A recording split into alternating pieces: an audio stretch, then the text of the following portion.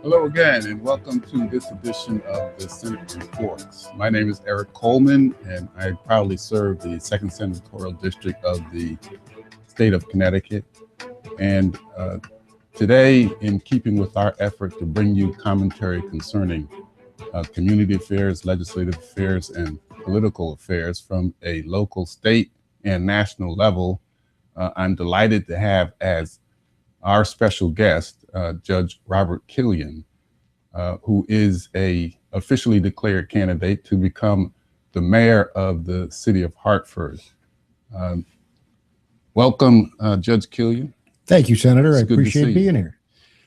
And we're so happy to have you. And today, what I'd like to do is just to talk a little bit about the judge's background. I'll have him talk about his background, as well as a very successful tenure for a number of years as the judge of the probate court for the Hartford district.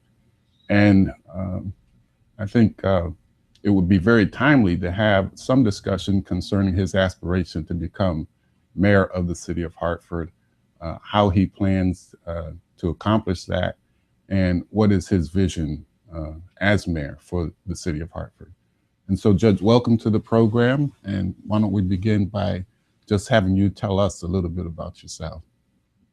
Well, Eric, I'm Hartford born and bred. I've lived here all my life, with the exception of college and law school. Actually, I'm the third generation of my family to live in Hartford, and I've lived in virtually every neighborhood in Hartford.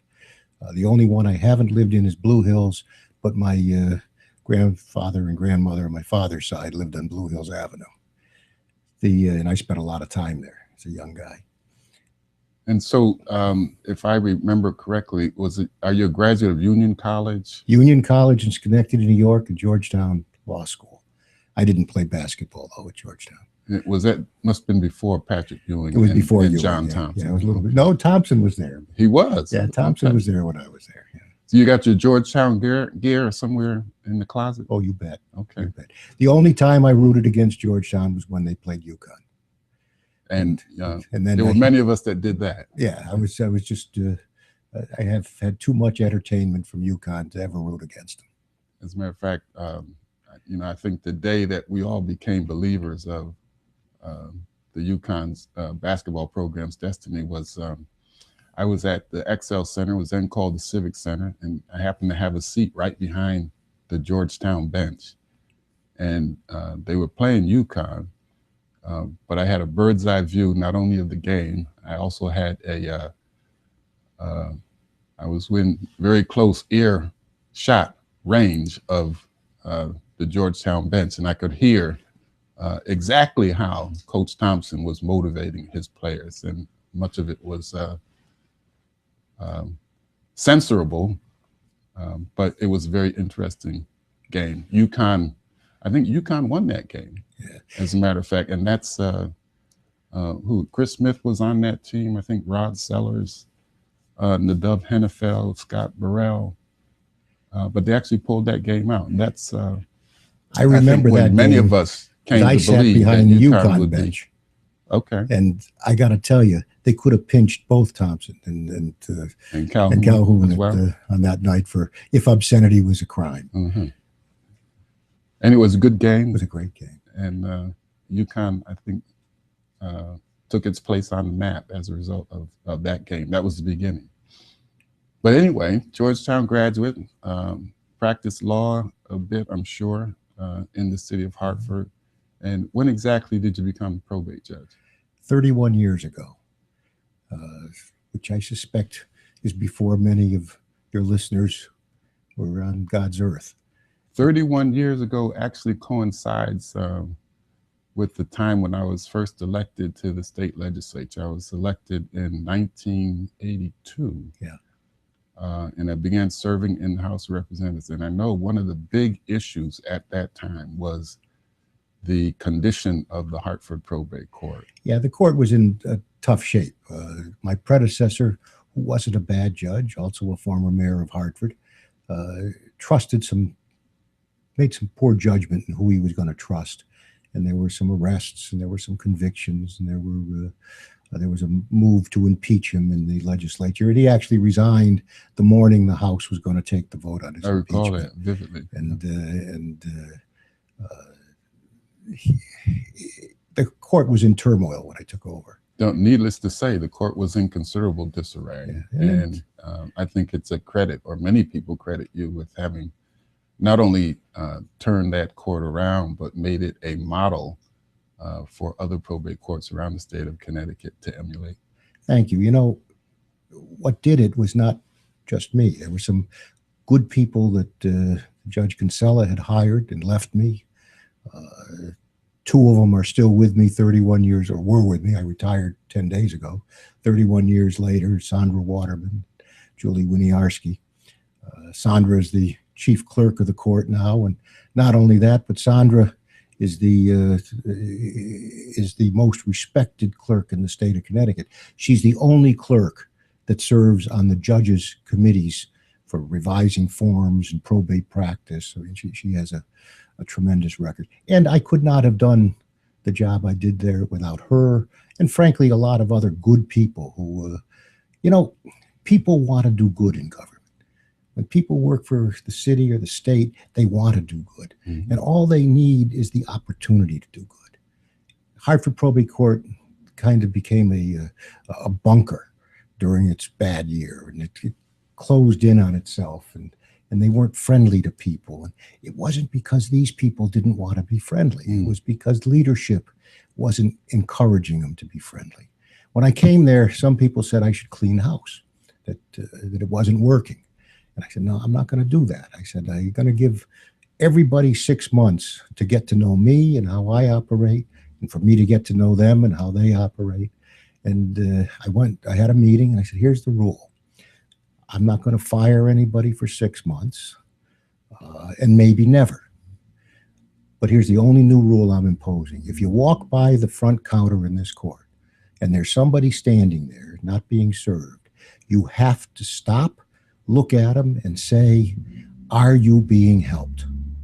And if you do that, you'll be on my good side. And I'll make them one promise. I said, I'll never walk by the front counter if someone's there not being served without saying, are you being helped? And that's kind of fundamental. I've never allowed an answering machine in the probate court. We have one if the lines are overloaded, but it's answered by a person, so that you don't have to go through the litany that you get some places. If you're calling the probation department, hang up and dial. If you're doing this, someone will answer, and if they made a mistake or were the wrong place to call, they'll tell them and they'll give them the phone number for the right place, because that's what public service is about. It's a privilege to serve. And I got to tell you, and you know this, Senator, that nobody has ever gotten greater pleasure out of the opportunity to serve than I have. 31 years ago, I had been practicing law for, I guess, a dozen years, and I was kind of fed up with the practice. And I had this opportunity, and it rejuvenated my joy of being a lawyer. And I've had that. And you also know from time to time I've been tough on state agencies and people, and because I want them to remember that their fundamental obligation is to serve. And if I get elected mayor, I want City Hall to understand that a primary obligation is to look somebody in the eye who walks into the municipal building and say, are you being helped? If they'll do that, I think they'll enjoy their job more. And I know that the people will have greater respect for what we're doing. No doubt that's a commendable approach to take. And we're going to talk a lot, I think, in a couple of minutes about your plans to be mayor and how you plan to get City Hall into shape and what your vision for the city of Hartford is. But first, for those who may be unfamiliar with the probate court and what it does, what is the purpose and the objective of the probate court? Probate courts reflect the community they serve. In Hartford, it's not a court that supervises the transfer of wealth for a very fundamental reason. There isn't a lot of wealth in Hartford. So in Hartford, it's a family court that deals with families generally at times of stress. When a parent is having trouble giving proper supervision or care to their kids, or when there's somebody sick and needs somebody to step in and help them, a conservatorship. I've done 51,000 cases, almost 51,000 cases in the 30 plus years that I served there. And the one thing they all had in common was no one really wanted to come to the court. They came because they had to, because there was some trauma in their life. I've sat with people when they're making decisions about what do we do about treatment for grandma or grandpa, and is it time to call a treatment? And these are tough stuff. And this is tough moments. It's also an opportunity to get to know Hartford like almost nobody else does. I've sat, we hold about a third of our hearings at people's houses or at hospitals.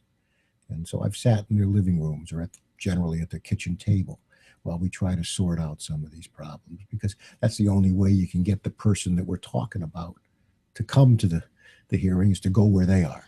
Sounds like you were a judge that made house calls. I'm a judge who made house calls, the most of any judge in Connecticut. And that's not because of me, it's because of the nature of the public that we serve. And it holds you in good stead. Americans are great. They are very respectful of the title judge. And all they want is a feeling that they're being listened to and they're given a fair shot. And generally, whether they win or lose, whether their position prevails or not, they figure that someone's got to call the balls and strikes. And they give you this, as long as they feel that you're not going crazy on the strike zone or you're not given an unfair advantage to one side or the other, they'll tolerate your decision if they feel that they had their fair shot. And I think overwhelmingly, people have been awfully good to me in that regard. It's a wonderful institution. And I have to assume, actually having observed your court doing its work, I have to assume that you've made many friends and you've helped a lot of families in the course of the work that you've done. I hope so. And it's the great thing about this, I don't look like the typical politician. I mean, I'm older, I'm lighter haired. You're getting there. I mean, I like to think of it as wisdom. Wisdom. Well, I don't know whether it's wisdom or just age, but I'm fat. But when I go to a supermarket, people come up and they give me a hug and they say, I want to show you a picture of my granddaughter. She's going to graduate from college this year. And I'll tell you, that's a great feeling, because I gave them custody of their granddaughter maybe 15 years ago. And it's being the probate judge is the closest job in the law to being an obstetrician and being there right at the beginning of life and launching the life. And it's really a wonderful, warm feeling. And, it translates to what I think is the biggest problem in Hartford. And that's that we've forgotten, by and large, that we're a city of 125,000 people, and all but about just under 2,000 of them live in our neighborhoods. And they've lived here, many by choice, some by necessity, because of the role Hartford plays in our region. And we can't spend our fortune or future just worrying about bringing new people to Hartford. We have to also recognize that we have a responsibility as a government to the 125,000 people who are here now, and where they live and where they do business. And that's a 17 square mile area that needs our attention fairly and equitably. My sentiments exactly about putting more emphasis and focus on the people who live right here. We can't depend on Hartford thriving. Hartford thriving cannot depend on our ability or inability to bring people from outside of Hartford into Hartford. I think we've got to concentrate on developing the people that are here and helping them to become as productive partners to the mission of this city as possible. And you're saying all these things about how much you enjoyed the Hartford Probate Court. Now, obviously, you did. Obviously, some people who are viewing this program would ask, well, if you enjoyed so much, why are you leaving? And they may not be aware that as is the case in the state of Connecticut, there is a mandatory retirement provision for those people who are serving as judges of the Hartford Probate Court. You know, judges jokingly call it constitutional senility. We have to retire at 70. Mm-hmm. I'm 68 and a half, so I have a year and a half. I could have served additional time.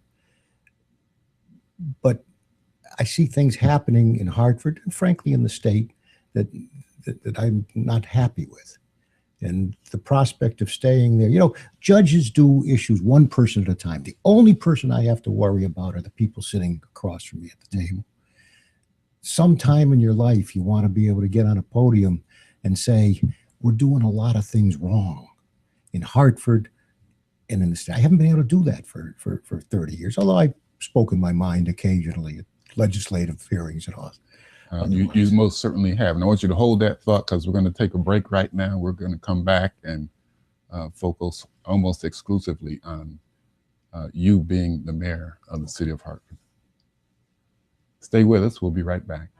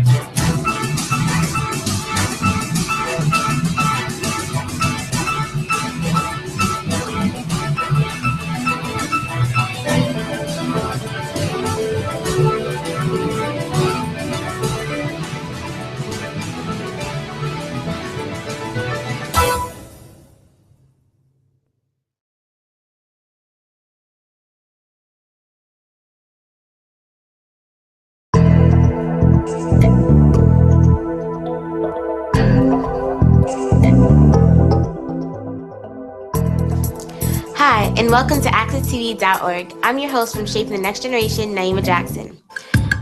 Welcome to AccessTV.org. We're your hosts, Naima Jackson. And I'm Elijah Williams. Thank you for tuning in to Shaping the Next Generation. Today's special guest is Ms. Vicki Gowan-Clark. Ms. Vicki will stop by on the show to talk about her role in the Blue Hills Civic. Now, if you haven't heard about Blue Hills Civic Association, you should definitely look into it. It's located on Asylum. Now, if you don't know anything about Blue Hills, you should know that Blue Hills Civic Association, they will definitely help you get a step forward in your future. They'll help you figure out what you want to be in the future because they definitely helped me. I figured out what I want my career to be. I figured out what college I want to go to, and I figured out what I want to major in. Blue Hills helped me because they helped me learn how to write a resume, a cover letter. They prepared me for an interview to get a job. Blue Hills Civic Association is definitely the perfect program for our youth today. Now, thank you for joining us on AccessTV.org. I like AccessTV.org because they offer us highlights on our local community that you don't get from Channel 3 or Fox News. They also gave us highlights from sports like track and field. So thank you so much for joining us. And all the youth out there, you should definitely join us at Access TV and definitely check out Blue Hills Civic Association because it will help you, it will motivate you to get out there, look into our programs, and it will help you shape your future.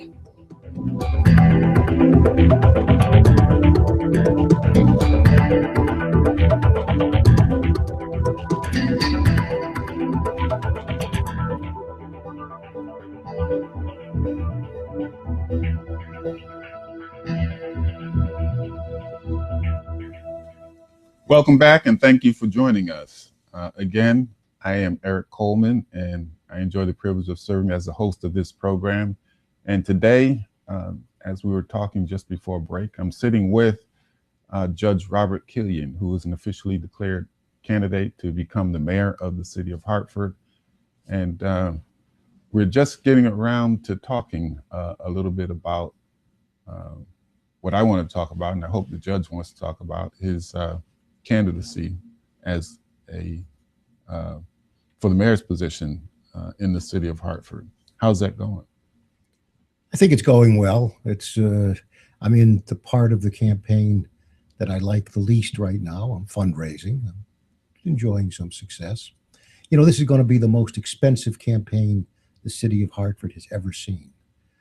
My suspicion is that the principal people contending for this, among them will spend perhaps the better part of $1 million, basically on a primary, that if the past is prologue, will only bring out 14 or 15,000, and that would be a lot. But I think it'll be a better turnout than usual.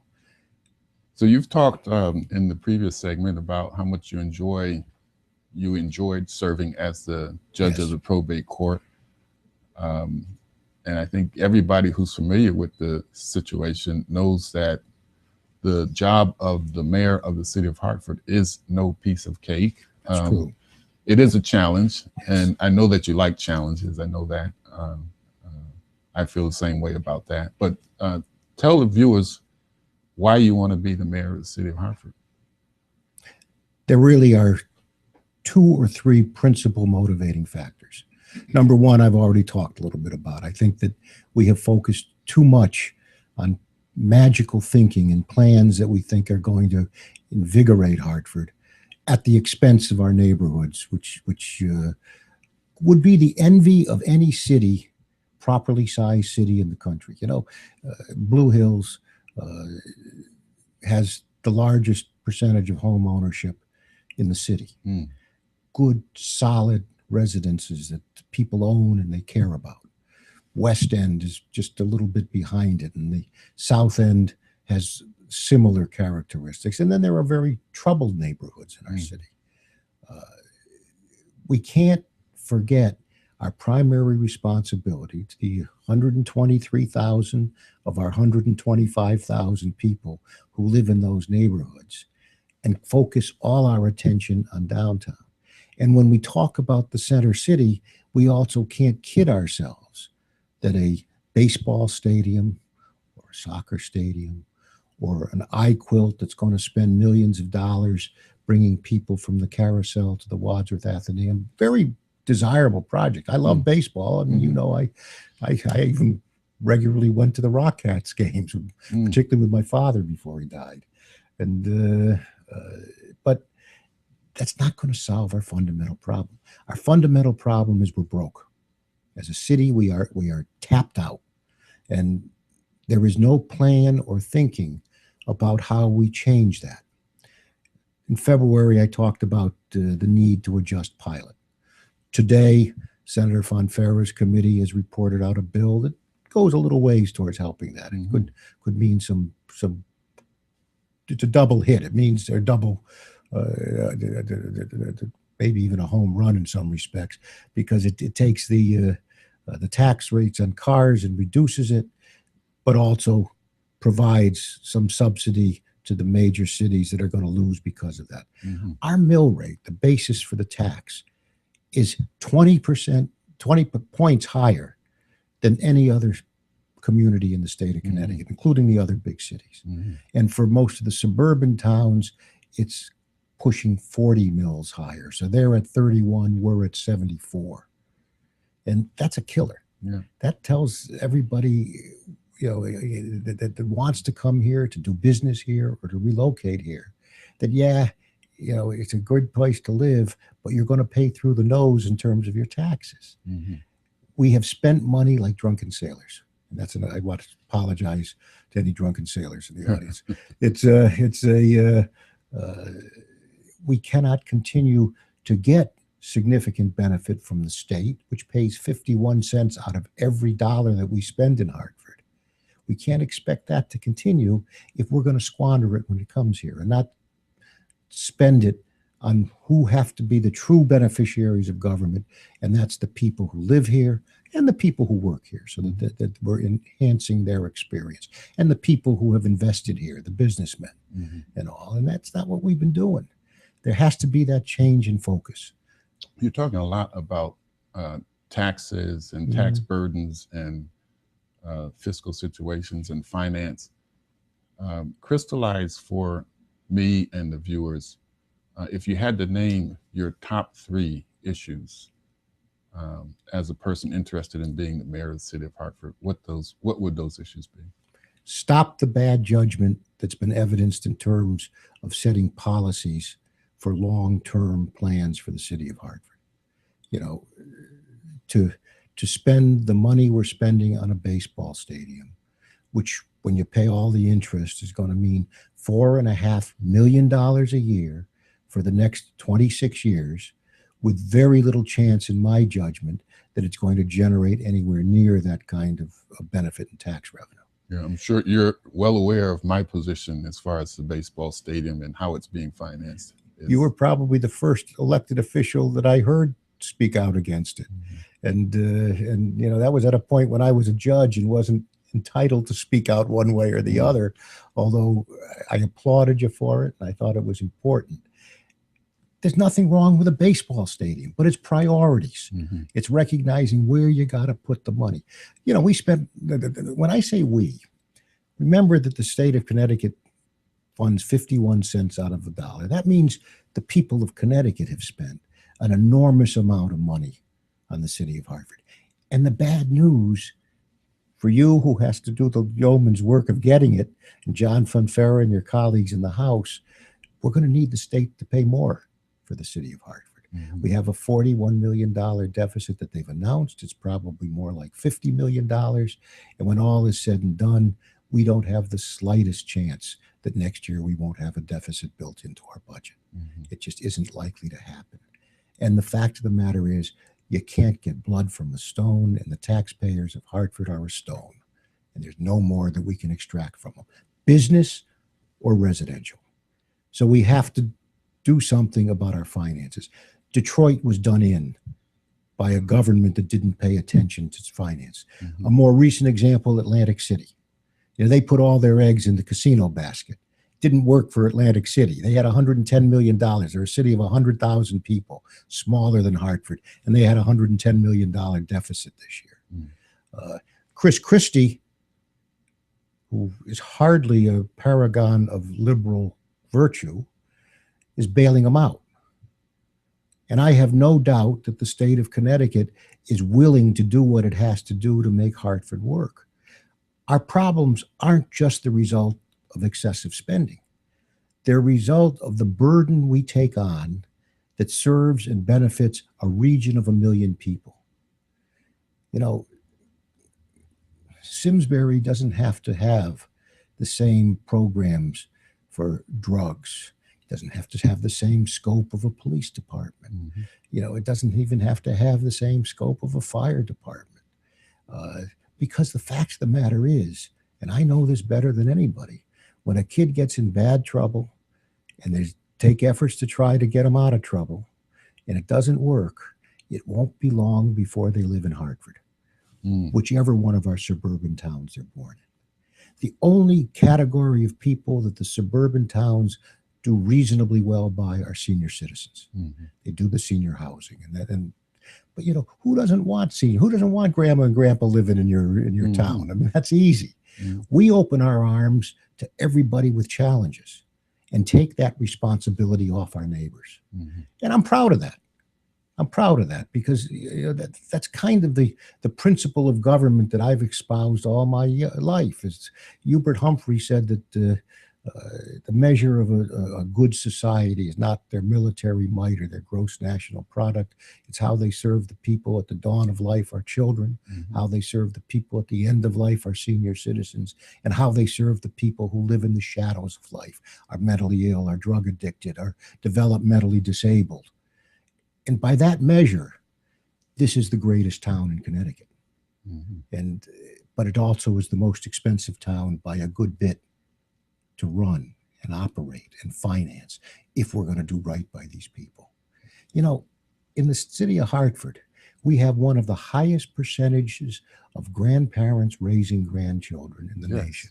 And we've worked on this problem. You helped us get the grandparent fund for the probate courts a few years ago that unfortunately I think is getting axed this year in the budget. I hope you're able to sneak it back in. No, actually, I was speaking with the chair of the Appropriations Committee, and there's about $250,000 that's been reinserted in the budget for the grandparents program, the community renewal team's generations program, which is basically a program supporting grandparents who are raising grandchildren, or I should say supporting children who are being raised by their grandparents. Well, that's good. I mean, and I'm glad to hear that. That's really good news, and thank you. But the fact of the matter, speaking of folks in the dawn of life, any thoughts that you'd like to share about the importance of education and how you'll address public schools and other educational issues during your campaign? Education is one of the few, I don't want to say bright spots, but it's one of the few areas where we've shown some progress in the state and the region. We have two great lawsuits, both of which come out of Hartford, and that's the Horton v. Mesco and Sheff versus O'Neill. Horton v. Mesco said that education is primarily a state responsibility. And Sheff versus O'Neill said that if it's a state responsibility, they got to run it so there isn't wide discrepancy in terms of racial and even economic balance in a region. And so those were the salvation of Hartford for many years. The state still doesn't pay 100% of the cost of education, but it pays better than 2/3 of the cost of education in the city of Hartford. And one of the things, and it also has the system of charter and magnet schools has been a benefit, maybe not quite as much a benefit as it could be, because from my experience working with troubled kids, if a kid gets into trouble at a charter school, very quickly they're back in the public school. And the public schools, unfortunately, or fortunately, don't have the option or the luxury of removing disruptive students from their community. And both the charter and the magnet schools have statutory limitations on how much of that they can do, because they are getting public dollars to run their programs, but somehow they seem to get around it. I have never understood if a kid is showing some anger issues at age 5, how you can suspend that kid rather than provide them with in-school benefits. The number of expulsions and suspensions of public school students has been alarming. And it seems to be that those numbers are increasing at some of the earliest grade levels. When I was a kid, very perplexing. When I was a kid, either at Naylor or Burr, then I knew if I found out that misbehaviors could get you an out-of-school suspension and an extra vacation day, I probably wouldn't toe the mark as much as I did, which wasn't the most impressive history in the history of the Hartford Public Schools. So it's well, if there's hope for you and me to be redeemed, I guess there's hope for many of the youngsters that are coming through our schools. These are good kids. I mean, and we've got to work more on making sure that our true city public schools are up to the challenge that we continue to dump on them. I mean, that's also going to involve the state, and they're going to have to recognize without a doubt that it costs more to educate a kid in the public school, not because we're paying the teachers more, because the need of the kids is greater in many instances. It's the default school for the kids who have probably the most challenges. So we've got about a minute left. So maybe for those people who are viewing and listening to you, maybe you want to tell them why it would be a wise decision for them to support Robert Killian to become the next mayor of the city of Hartford. I think that I have the keenest understanding of the role Hartford plays in 2015 of any of the candidates for mayor. I think, having lived in virtually every neighborhood in the city, I have the keenest understanding of what the neighborhoods do for the city of Hartford. And having been a product of a family that came here from overseas, I think I understand the importance of having a community that is the gateway to opportunity. And what we really have to do is now spend some extra time working on those institutions that provide the opportunity, and that's the neighborhoods, certainly jobs, which the mayor, unfortunately, the best thing I can do for jobs would be to cut that mill rate. Mm. And I hope as we get through this thing, people will recognize that I got some ideas. Okay. Well, thank you very much for sharing some of those ideas with us today. Thank you. I appreciate it. And thank you all for viewing this episode or this edition of the Senate Reports. I'll sign off now and hope to see you next time.